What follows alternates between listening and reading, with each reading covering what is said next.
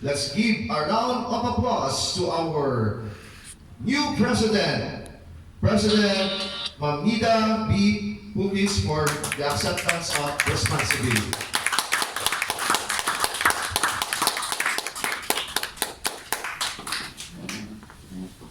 Before that, I would like to ask for the key.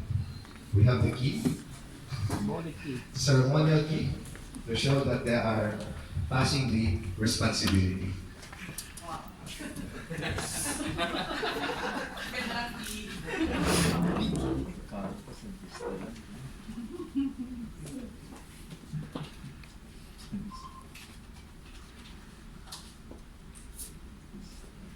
Thank you very much.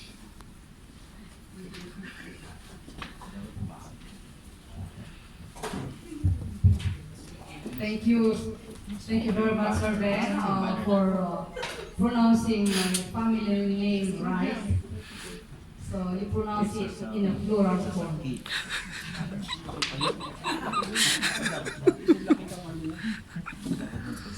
Our distinguished guest of honor, Honorable Consul Mary Jennifer Didingal, ma'am, and the winner of her heart, Captain Falco Didingal, sir, the Vice President of PPO WRSA and the President of YC, Engineer Jun B. Popis, sir. The Past President who are with us tonight, Past President Ronald A. Mangua, sir. The Past President Joey Villanueva. Past President Ben Consolacion. Past President Romel Pino, sir. Past President Willie M. Arasa. Yes. And Past President Joselito B. Guhit. So please don't regret in coming today or tonight if somebody will sit beside you and whisper, donation please. Immediate Past President Pilito Tayo and the 2020-2021 Board of Directors, fellow inductees, guests, friends, ladies and gentlemen, a pleasant evening. Let me start my acceptance speech by looking back how I joined PICPA here in Saudi Arabia. I was invited December 2007 by Ma'am Nori Guerra, but I did not attend due to the enormous responsibilities both at work and at home. I received another invitation in 2015 during the term of past President Willie Arasa and took the oath as member in that year. After that, I did not show up and hibernated.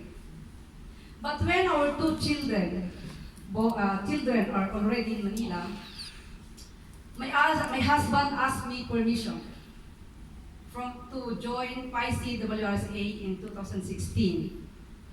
So I approved because he said, it's time for us to spend our life with a purpose. Joining the organization is my way of giving back to the profession that gave us a comfortable life and best education to our children. And I'm very happy to share that yesterday, our eldest son graduated from the postgraduate internship of the Doctor of Medicine. And just this morning, the second child finished the degree of Doctor of Medicine. Yeah. Sorry for sharing. I'm just proud man. My husband became active in the PPO and met CPAs like past President Willie.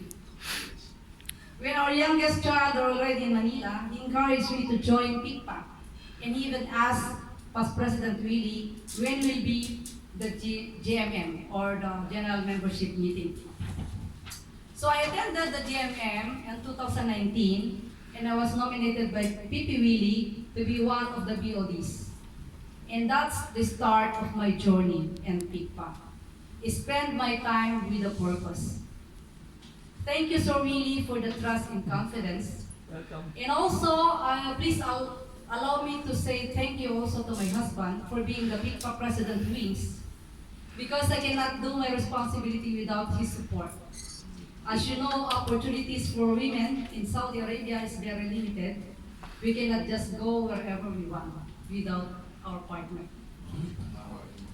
So it is a great honor for me to be present here tonight, to accept the position as president and take the mantle of responsibilities of leadership of PICPA WR, an organization with proud past and an exciting future.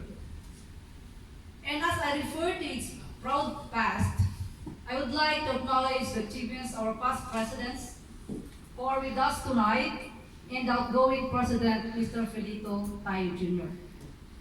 Felito Tayo Jr., sir, your leadership in the organization is indeed commendable and worth emulating. Your legacy in the organization is strictly adhered to the Constitution and bylaws of PICPA WR, an organization with good governance and with plans and programs suited to the present times. Despite 2020 being the worst year we have experienced ever, through your leadership, we have not crippled. Instead, we have accomplished so many things. So FT, on behalf of all of us, thank you very much for your unselfish effort. Words are not enough to express how grateful we are, but the only thing we can promise is to continue what we have started and revive. For 2021-2022, we will continue to build on our strength as we work together and carry out PICPA vision and mission.